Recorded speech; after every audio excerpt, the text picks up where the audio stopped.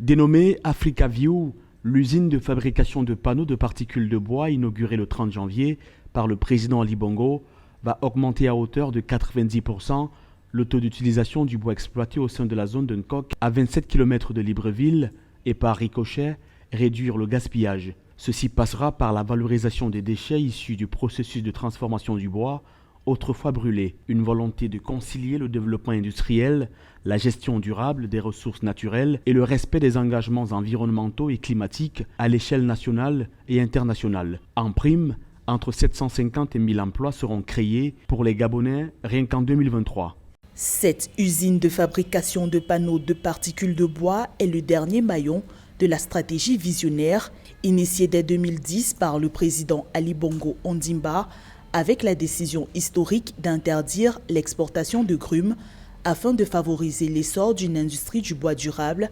génératrice d'emplois et soucieuse du renouvellement des ressources naturelles.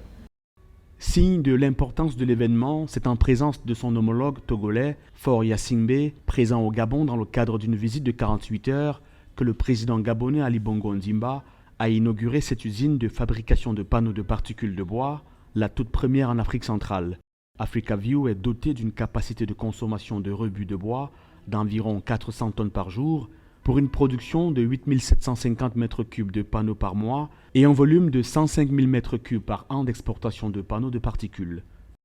Notre vision est d'exploiter durablement nos forêts afin qu'elles génèrent un impact positif pour le climat, pour la biodiversité et pour nos populations. Cette usine conforte un peu plus l'ambition du Gabon de se positionner comme un champion de l'environnement, non seulement au niveau continental mais mondial. Elle contribue également à accélérer la stratégie de diversification de l'économie du pays. Du tout pétrole au début des années 2000, le Gabon se dirige vers un modèle économique durable, inédit en Afrique, à même de profiter des grandes tendances que sont la transition énergétique ou l'électrification et la décarbonation de l'économie.